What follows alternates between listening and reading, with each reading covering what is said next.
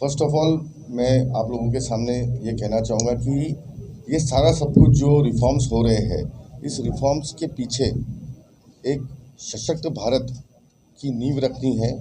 और ये जो ट्रम्प टैरिफ का जो इम्पैक्ट है वो हमारे इंडस्ट्री पे, हमारे कंट्री पे कम से कम हो, इसी की चीज़ को आगे लेके जाते हुए इस इम्पैक्ट को कैसे हम काउंटर करें, इसको हम आगे लेके जा रहे हैं। और हमारे मिनिस्ट्री ने सब ने इसमें काफ़ी मंथन करके ये किया है कि जीएसटी में हमको एक रिफ़ॉर्म लाना है। और वी आर रियली ग्रेटफुल कि ये रिफ़ॉर्म जो है हमारे आम आदमी के लिए बहुत बेनिफिट है। इसमें कॉस्टिंग काफ़ी कम होंगी, खपत ज़्यादा होंगी, इंडिया की खपत ज़्यादा होंगी, हमको एक्सपोर्ट के ऊपर डिपेंडेंसी जो है वो कम हो जाएगी। और हम लोग एक्सपोर्ट को कैसे बढ़ाए, इंपोर्ट कैसे कम करें, इसके ऊपर हमारा फोकस बढ़ाने के लिए ये सारी चीज़ें रिफॉर्म्स हो रहे हैं। अभी रही बात स्टील इंडस्ट्री की, तो स्टील इंडस्ट्री का एक पेंडिंग इशू अभी भी जीएसटी में चल रहा है। हम लोग कुछ अमेंडमेंट की बात कर रहे हैं क्योंकि ग्रीन स्टील के लिए हम लोगों को रॉ मटेरियल जो है वो स्क्रैप है। और अगर हम लोग स्क्रैप यूज़ करते हैं तो स्क्रैप जो है वो अनऑर्गेनाइज सेक्टर से आता है। इस अनऑर्गेनाइज सेक्टर पे कंट्रोल हमारा नहीं हो सकता है, तो इसको एक तो ऑर्गेनाइज वे में लाना पड़ेगा। और ऑर्गेनाइज में लाने में जो चैलेंजेस है उसमें जीएसटी में रिफॉर्म्स लाने पड़ेंगे। हमने बार बार ये जीएसटी कमेटी के पास हमारे विषय को हमने रखा है और वी आर होपफुल कि आने वाले जो मीटिंग्स है उसमें जीएसटी रिफॉर्म्स के अंदर टैक्स कटौती की बात नहीं हो रही है। Tax whatever deduction has to be done, it is been taken care for other products, but steel doesn't want any tax deduction.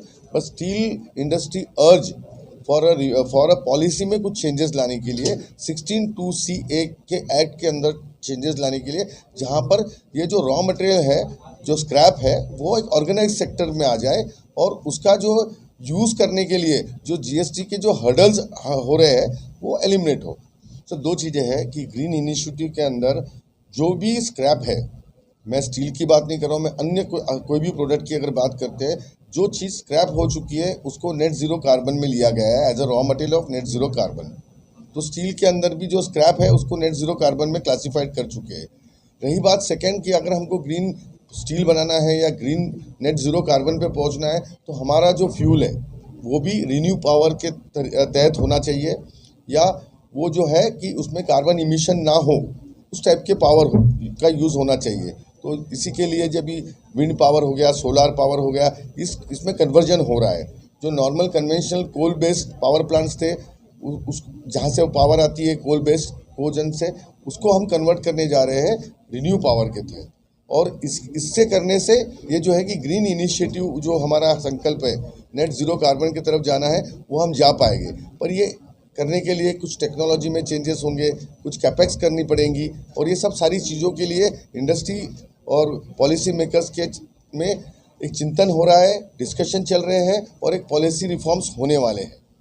India में क्या हो रहा था कि अभी तक सिर्फ बड़े स्टील प्लांट्स वालों को, जिसको हम प्राइमरी या मेन प्रोड्यूसर्स कहते हैं, जो 7-8 प्लेयर्स हैं, उन्हीं का ये हो रहा था। इस बार स्टील मिनिस्ट्री ने ये कहा कि भाई आप लोग 47% ऑफ द स्टील बनाते हो पर आपका रिकॉग्नाइजेशन नहीं है, क्यों नहीं आप सब इकट्ठा एक जगह आके अपने पॉलिसीज़ को, आपके इश्यूज़ को, और कैसे आपका प्रोडक्शन बढ़े, कैसे ये 47% से आगे बढ़े ताकि वो इंडिया के स्टील मेकिंग में कंट्रीब्यूट करे, स्टील प्रोडक्शन में कंट्रीब्यूट करे, बढ़ोतरी में कंट्रीब्यूट करे।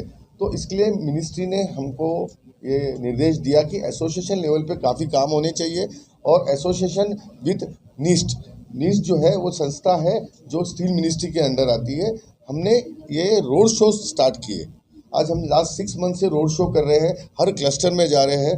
और क्लस्टर में जब हम जाते हैं तो पता चलता है कि इतने सारे इंडस्ट्रीज़ है छोटे छोटे जो कि आते नहीं है या आना नहीं चाहते।